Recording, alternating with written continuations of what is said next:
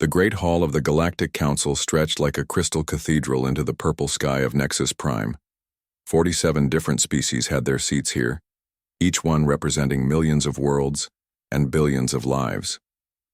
The air hummed with the quiet power of beings who had learned to solve problems with words instead of weapons. But there was an empty seat now. Row 12, Section 7. The place where humans used to sit. Council Speaker Velthari looked at that empty chair every day. Her silver skin caught the light from the great windows as she shuffled through the morning reports. Trade was good. Peace talks were working. The galaxy was running smoothly without the humans. So why did she feel like something important was missing? Speaker, her aide whispered, floating beside her on gossamer wings. The morning session is ready to begin. Velthari nodded. Today they would discuss new shipping routes through the Kepler system. Yesterday it had been mining rights in the Outer Rim. Tomorrow would bring more peaceful solutions to peaceful problems. This was how civilized beings handled their affairs. She remembered the last time humans sat in that empty chair. 5 years ago, when everything changed. Ambassador Harin had stood in the center of the hall that day, her dark hair pulled back severely, her human eyes burning with something the other species didn't understand. Around her, the greatest minds in the galaxy waited for her answer to their simple request. The Council has spoken, Velthari had said, trying to keep her voice gentle. Your species' military research must be shared with our Oversight Committee. This is for the good of all. Harin had looked around the hall slowly. Her gaze stopped at each section, each species, as if she was memorizing their faces. When she spoke, her voice carried clearly to every corner of the great chamber. No, the word hit the assembled beings like a physical blow. In 300 years of human membership, no human ambassador had ever refused a direct council order. Ambassador Harin, Velthari had tried again. We are not asking you to give up your weapons. We simply want to make sure they are used responsibly. Surely you understand that some technologies are too dangerous for any one species to control alone. Harin had smiled then, but it wasn't a happy smile. It was the kind of smile a wolf might give just before it showed its teeth. You want to control us, she had said simply. You want to make us safe. You want to make us like you, but we're not like you. We never have been. And that scares you. The hall erupted in voices. Some species demanded Harin be removed. Others called for calm discussion. A few simply watched, curious to see what the human would do next. Harin had raised her hand, and somehow, impossibly, the great hall fell silent. You think we're dangerous because we make weapons, she had continued. But that's not what makes us dangerous. What makes us dangerous is that we don't know when to quit. You've built a perfect galaxy here, perfect trade, perfect peace, perfect order. But perfect things don't grow, and we're a species that can't stop growing. Then you refuse the Council's guidance? Velthari had asked, though she already knew the answer. We refuse your leash, Harin had said. The memory always made Velthari's chest tight. She had genuinely believed they were helping humanity.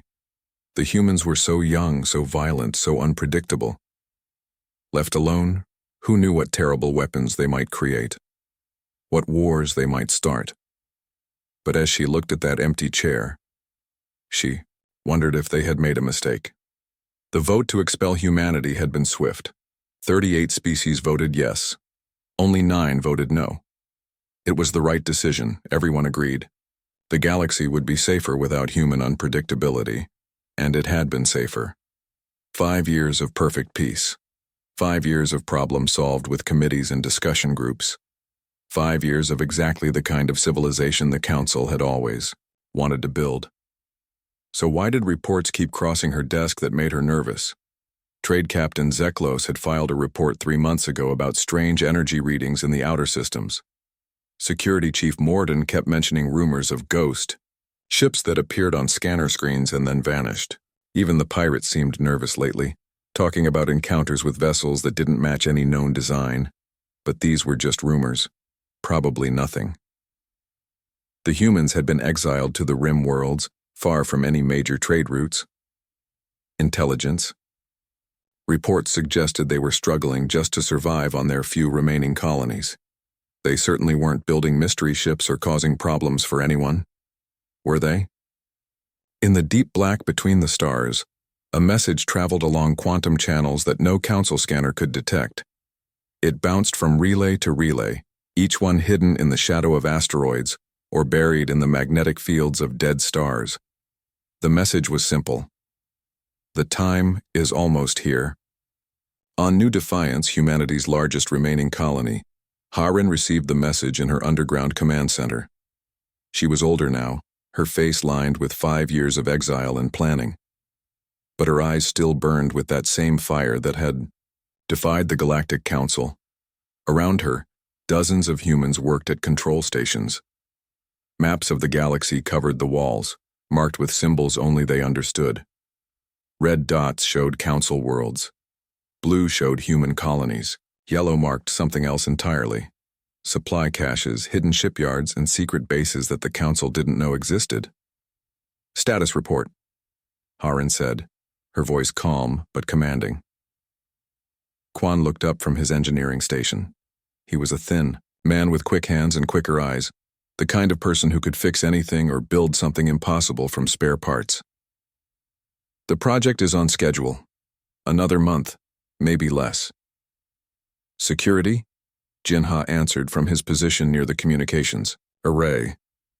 He had been a Council security officer once before he chose humanity over his career. His inside knowledge had been invaluable. No signs they suspect anything. They still think we're just refugees trying to scratch out a living on dead worlds. Harin nodded. Let them think that. Let them believe that exile had broken humanity's spirit. Let them assume that 5 years in the dark had made humans weak and desperate. They were about to learn how wrong they were.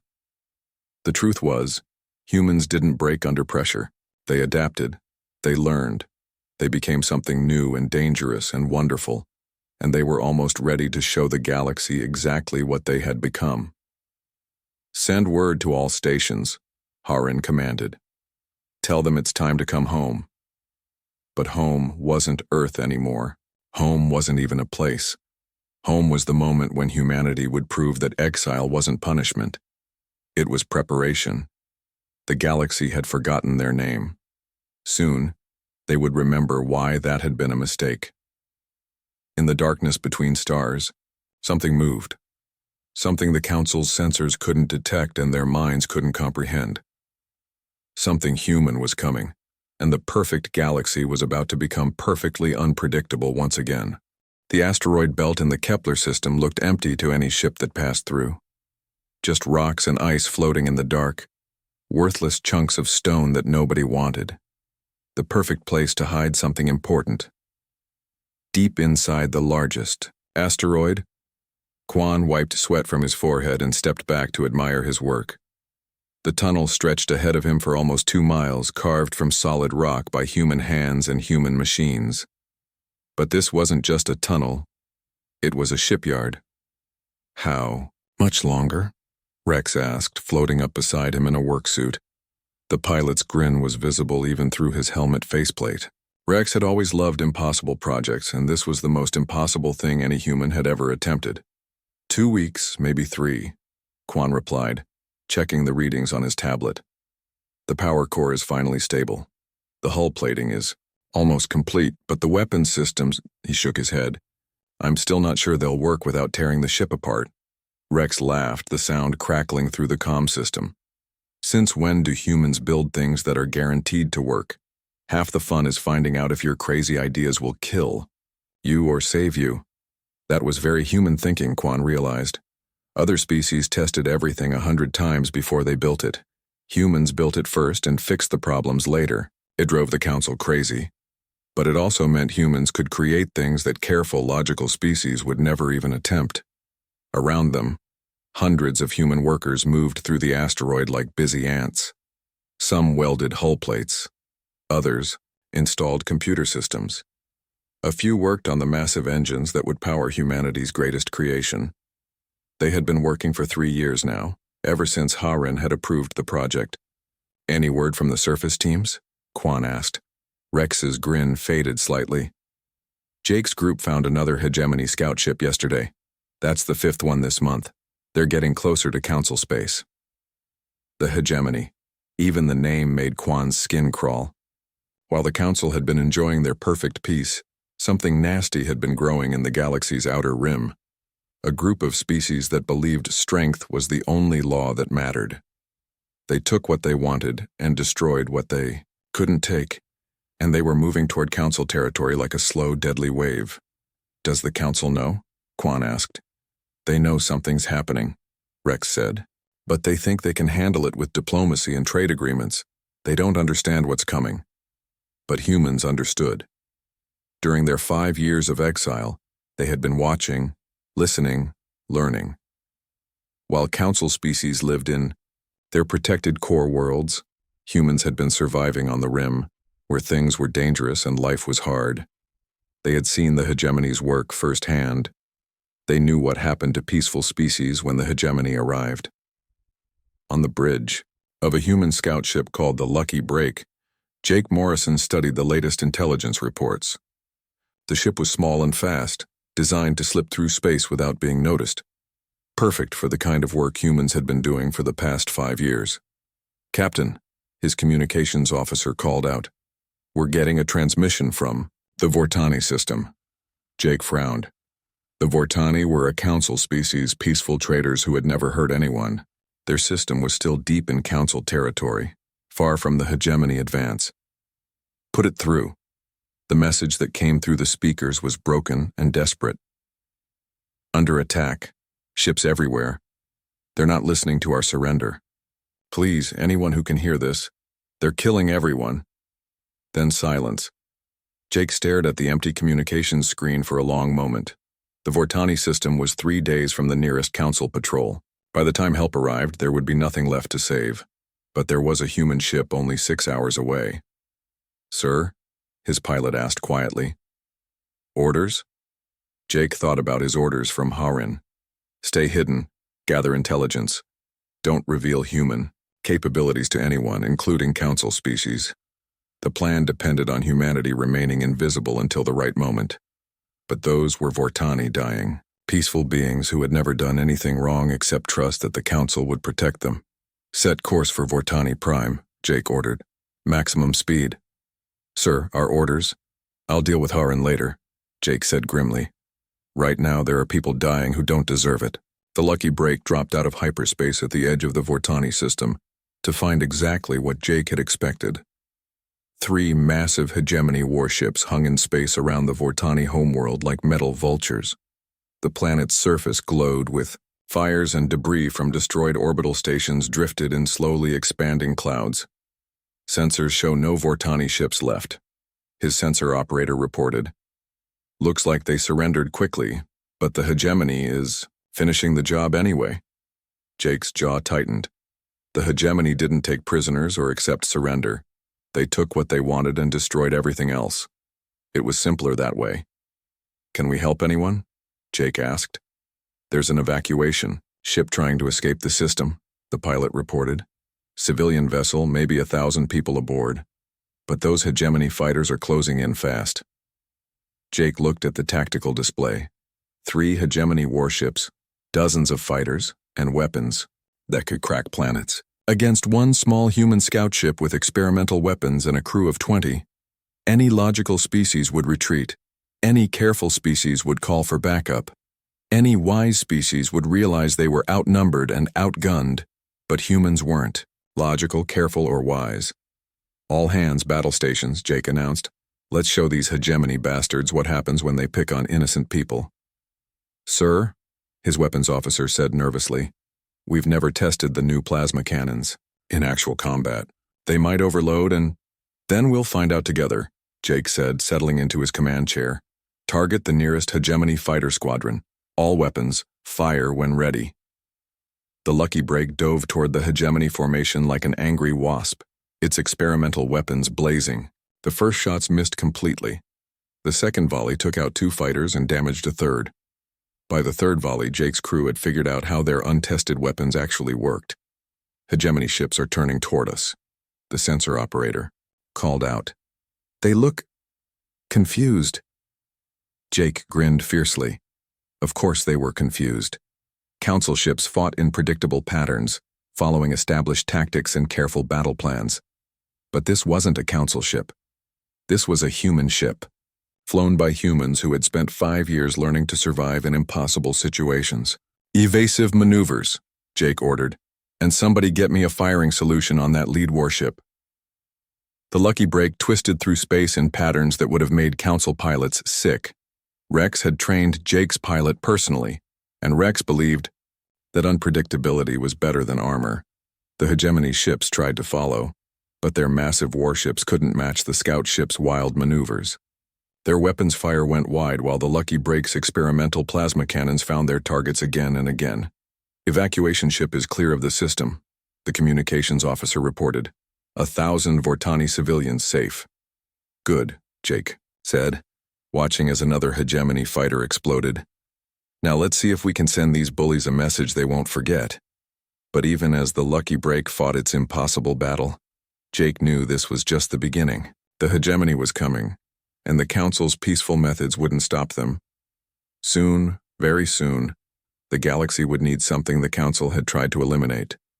It would need humanity's gift for doing impossible things. And deep in that hidden asteroid shipyard, Quan's masterpiece was almost ready to show the galaxy what humans could accomplish when they stopped holding back. Council Speaker Velthari stood in her private office, staring at reports that made no sense. 5 Council worlds had gone silent in the past month. Not destroyed, just silent. No distress calls, no evacuation ships, nothing. One day they were sending normal trade reports, the next day there was only empty space where thriving colonies used to be. The patterns don't match any known attack strategy, her military advisor was saying. These hegemony forces, whoever they are, they're not following standard warfare protocols. Velthari's silver skin had lost its usual shine. She looked older than she had just weeks ago, worn down by problems that diplomacy couldn't solve. What do our peacekeepers report? That's the problem, the advisor said quietly. Every peacekeeping fleet we send gets destroyed. These enemies don't negotiate. They don't accept surrender. They just win. A soft chime announced another visitor. Velthari's aide floated into the room, his gossamer wings trembling with nervousness. Speaker, we have an urgent transmission from the Outer Rim. It's from humans. Velthari's heart skipped a beat. Humans. After 5 years of silence, why were they contacting the Council now? Put it through, she said. The holographic display flickered to life, showing a face Velthari remembered well. Harin looked older, harder, marked by years of exile. But her eyes still burned with that dangerous human fire. Council Speaker Velthari, Harin said, her voice calm and professional.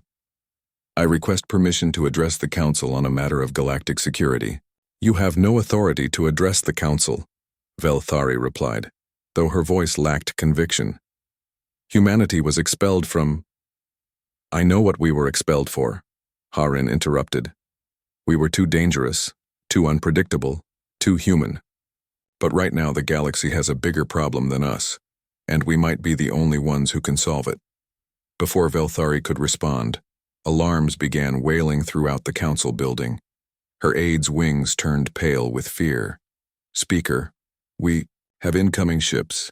Massive signatures, unknown configuration, they're not responding to our hails. Through the office windows, Velthari could see the first hegemony warships dropping out of hyperspace above Nexus Prime. They were huge, brutal things that looked like they had been designed by beings who enjoyed causing pain. Their weapons began charging immediately. The hegemony has found us, Harin said, still watching from the holographic display. Your peacekeepers can't stop them. Your diplomacy won't work on them. In about 10 minutes, they're going to start destroying everything you've built here. Then help us, Velthari said, abandoning all pretense of diplomatic protocol. If you have weapons, if you have ships, we have one ship, Harin said simply, and it's already on its way. The UES Prometheus dropped out of hyperspace like a predator entering a hunting ground. It was impossible to look at the ship and understand what you were seeing. The hull seemed to shift and flow as if it was made of liquid metal that had somehow learned to hold its shape. Weapons ports opened and closed along its surface like breathing. Energy readings spiked and fell in patterns that made no sense to conventional sensors. On the bridge, Harin stood behind Quan at his engineering station. Around them, the bridge hummed with activity as the crew prepared for battle. Every station was operated by humans who had spent 5 years preparing for this moment. "Status report," Harin commanded. "All systems green," Quan replied, his hands dancing over controls that no council engineer would recognize. "The quantum displacement drive is stable. Weapons are charged and ready. Hull integrity is at 100%. Rex, bring us into attack position," Harin ordered. Rex's voice came back over the comm from the pilot station, filled with barely contained excitement. "Finally get to see what this beauty can really do. Hang on, everyone. The Prometheus moved through space in ways that violated every law of physics the galaxy thought it knew. It twisted, folded, and seemed to exist in several places at once. The hegemony ships tried to target it, but their weapons kept hitting empty space where the ship had been a split second before. "Hegemony flagship is hailing us," the communications officer reported. "Put them through," Harin said, the view screen filled with the face of something that looked like it had been carved from living rock. Red eyes glowed with cruel intelligence, and when it spoke, its voice sounded like grinding stone. "Unknown vessel, you will surrender immediately or be destroyed. I am War Commander Thakmor of the Hegemony Fleet. Your pathetic council protectors have already fallen before our might." Harin smiled, and it was the same wolf smile she had given the council 5 years ago.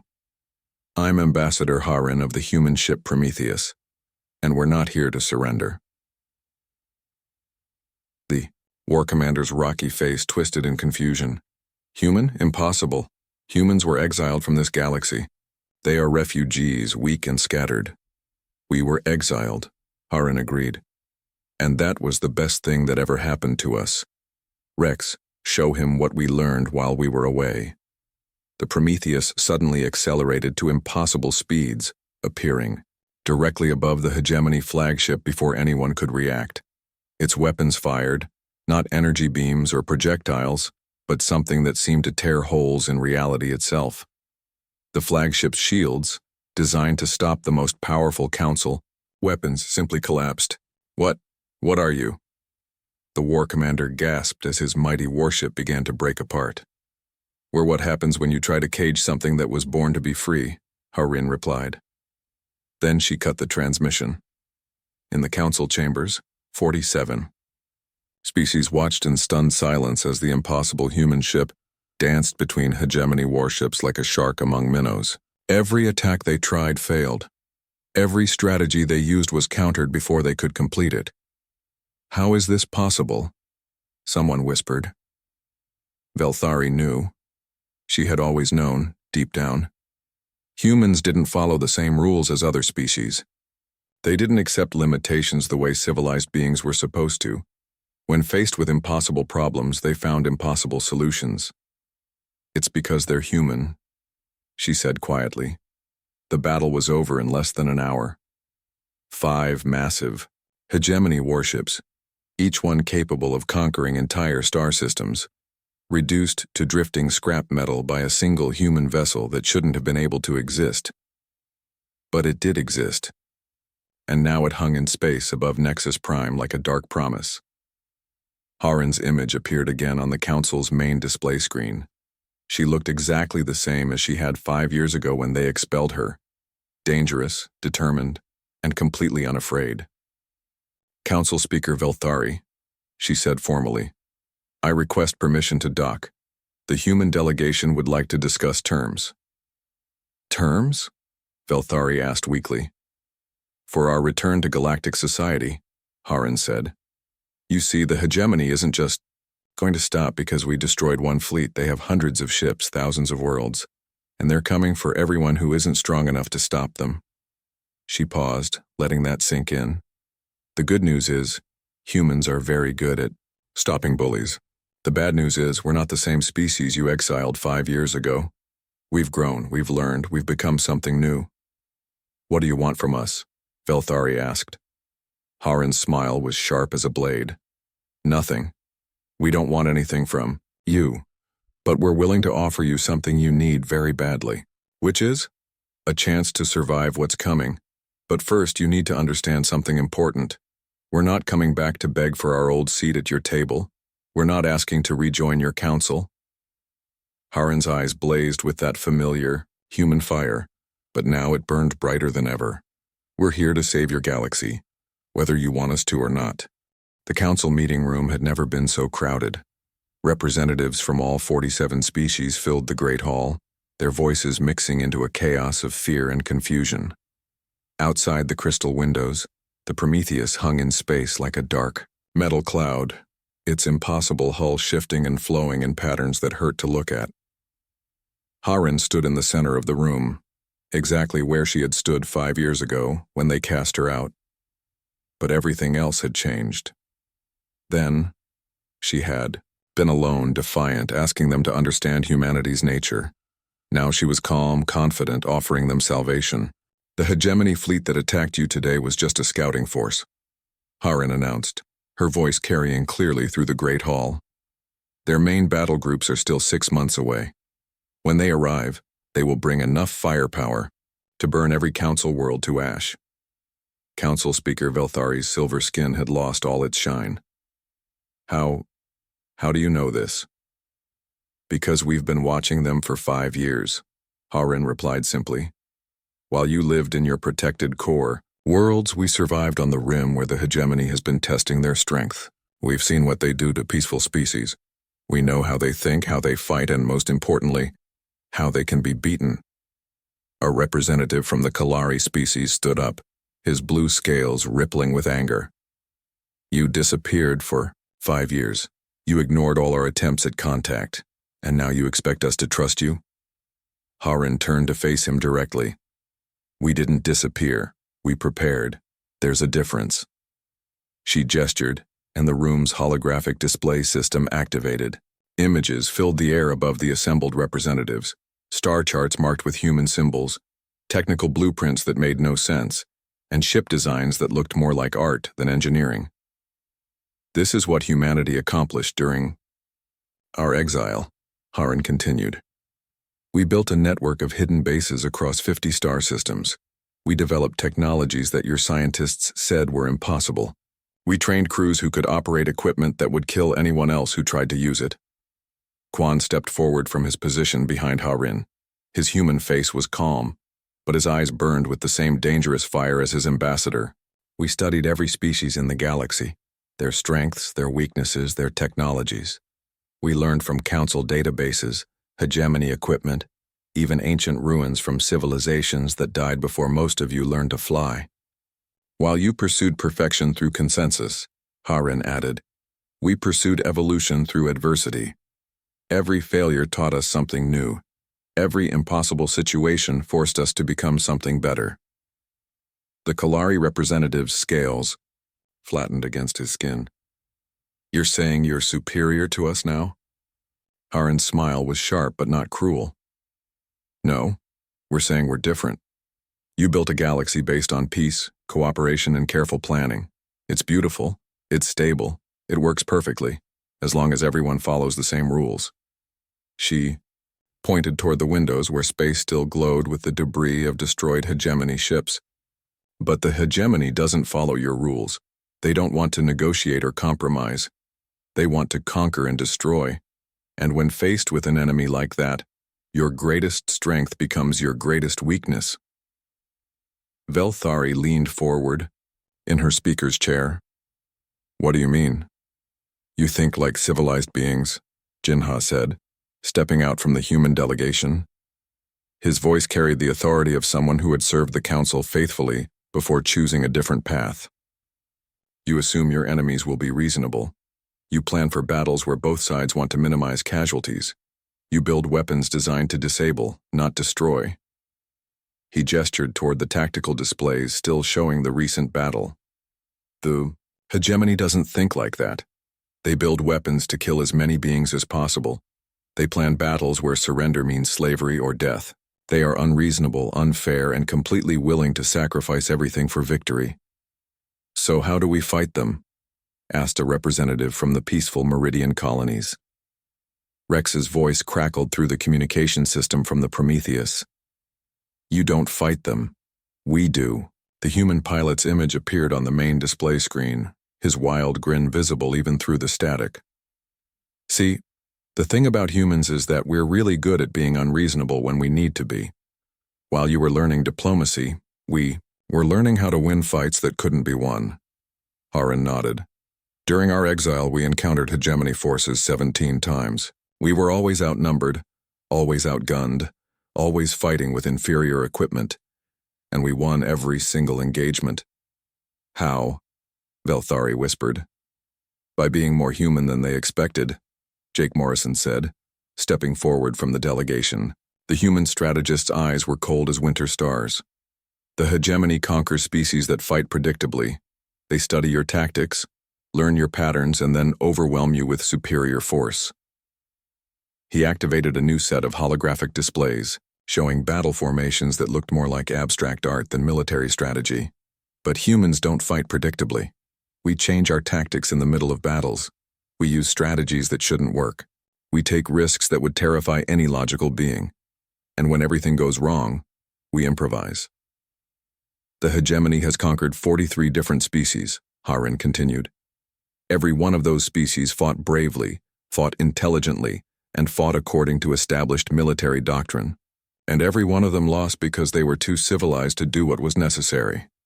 She walked slowly around the center of the Great Hall, her gaze touching each species representative in turn. You want to know what we learned during our exile? We learned that sometimes survival requires you to become something your enemies don't expect. We learned that the universe doesn't care about fair play or reasonable behavior.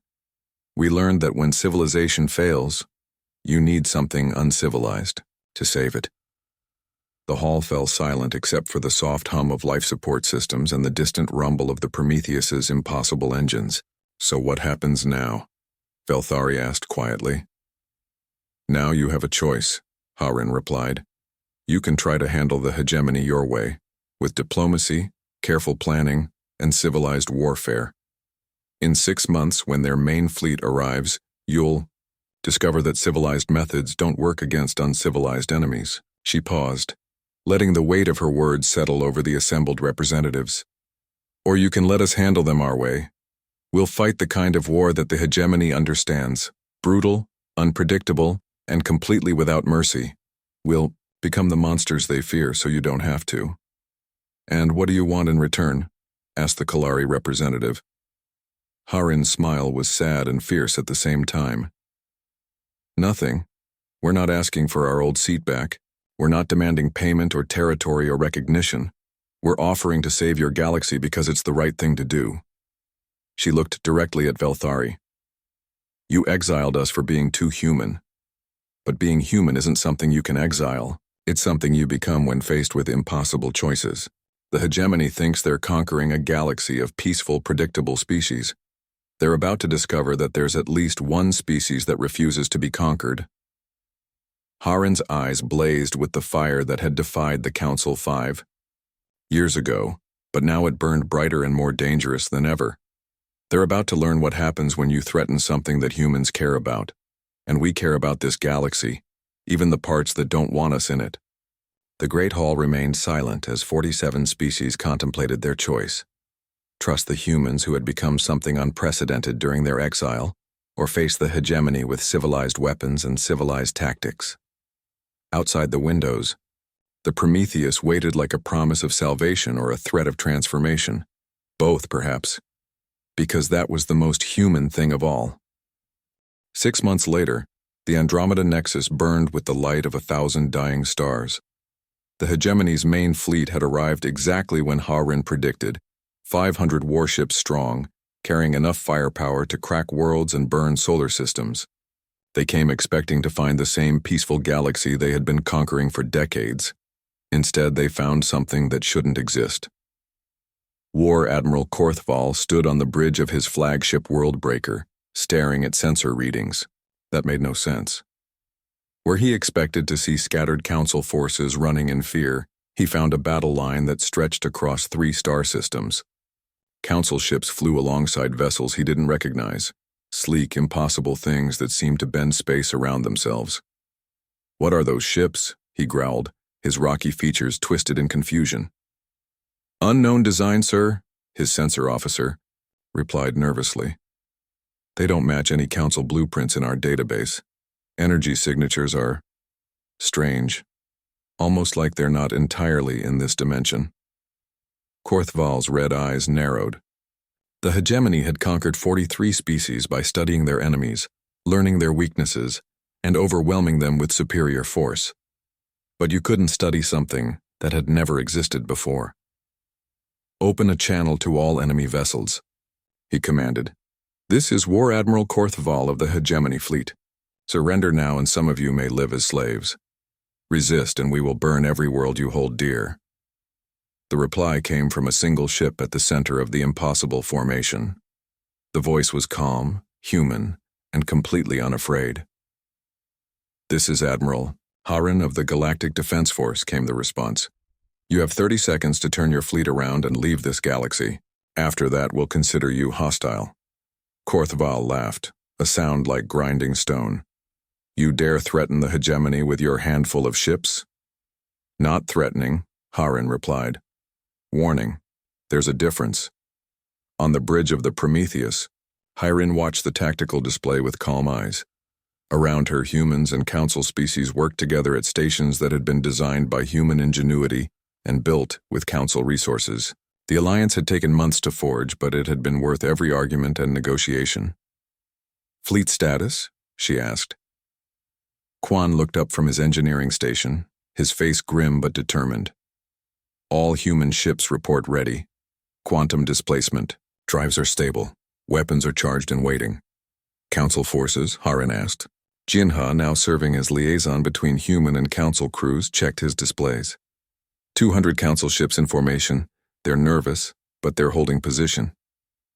Haran nodded. The Council species had agreed to fight, but they were still thinking like civilized beings. They expected ordered battle lines, careful tactics, and minimal casualties. They were about to learn that some wars couldn't be won with civilized methods. "Rex, status on our special project?" Rex's voice crackled with excitement from the pilot station. "Jake's psychological warfare program is ready to deploy. Every hegemony ship in that fleet is about to get a very nasty surprise."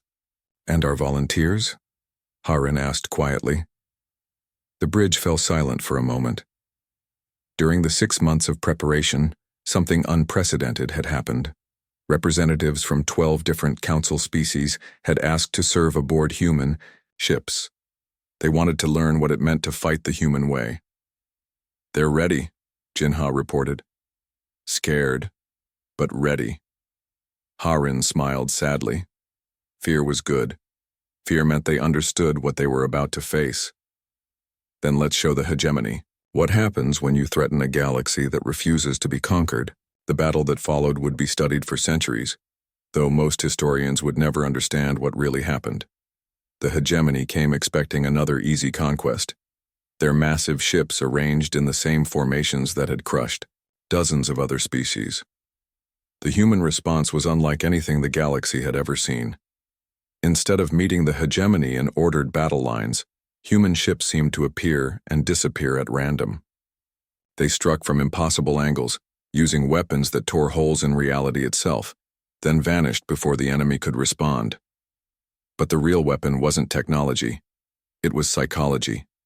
Jake Morrison's program began broadcasting on every hegemony, frequency simultaneously. Not threats or demands, but something far more dangerous. Doubt. "Attention hegemony forces," Jake's voice said calmly. "This is Commander Jake Morrison of the Human Fleet. We've been studying you for 5 years. We know how you think, how you fight, and most importantly, how you break." The transmission included detailed information about hegemony battle tactics, supply lines, and command structures.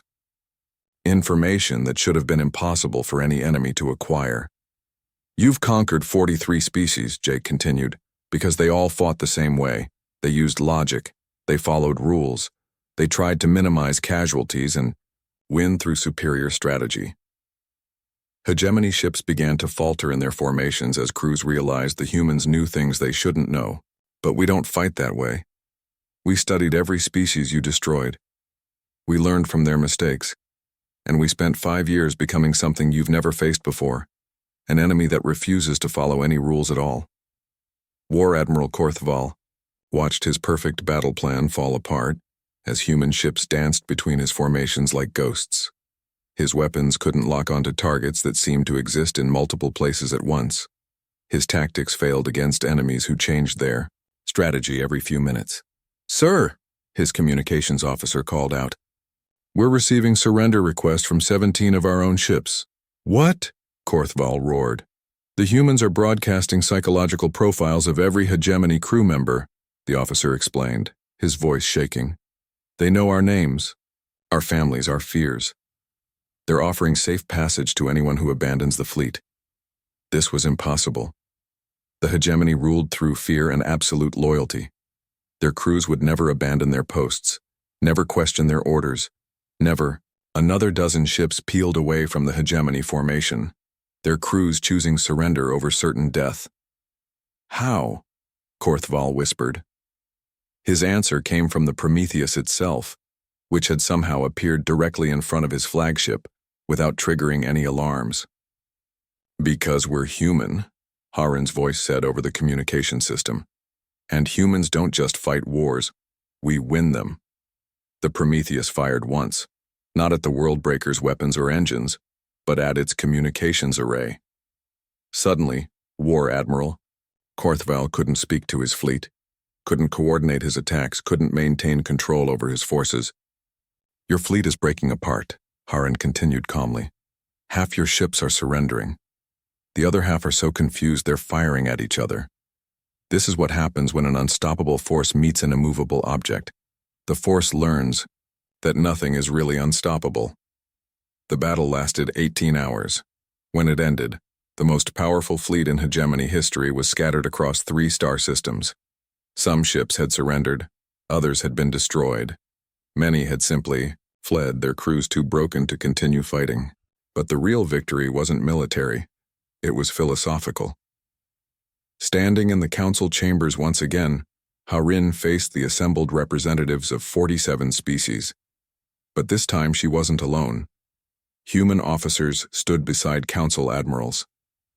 Human engineers worked with council scientists. Human pilots trained council crews.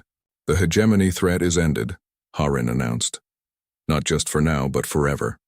Word is already spreading through their territory about what happened here. Other species they conquered are rising up, inspired by our victory. The empire built on fear is collapsing because they learned what it feels like to be afraid." Council Speaker Velthari looked older, but also somehow stronger than she had 6 months ago. "What happens now? Do you want your seat back in the council?" Harin shook her head. The council was a beautiful idea, but it was built for a galaxy where everyone wanted peace. The universe has shown us that peace isn't something you maintain. It's something you fight for every single day. She gestured to the mixed crews of humans and council species that now filled the chamber. "We propose something new. Not a council where species meet to discuss problems, but an alliance where species work together to solve them. Where peace isn't maintained through careful diplomacy, but defended by beings willing to do whatever it takes to protect what matters." "The Galactic Alliance," Velthari said slowly, testing the words. "With one important change from the old system," Harin continued. "No species will ever be exiled for being too different, too dangerous, or too unwilling to follow the rules. Because sometimes the galaxy needs species that are willing to break the rules to save everyone else." She looked around the great hall, meeting the eyes of representatives who had once voted to cast humanity out. "You exiled us for being too human. But we've learned something important during our time in the dark. Being human isn't about being perfect or civilized or following all the rules."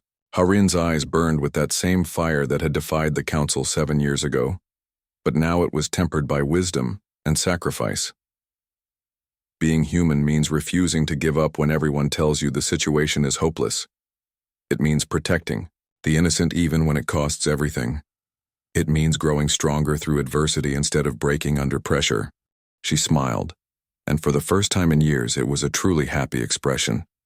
And most importantly, it means helping others become more human too, more determined, more creative, more willing to fight for what's right, even when the odds are impossible. The Great Hall fell silent as 47 species contemplated a galaxy where being too human was no longer a weakness, but the very quality that had saved them all. Outside the crystal windows, human ships and council vessels flew together in formations that would have been impossible just months ago.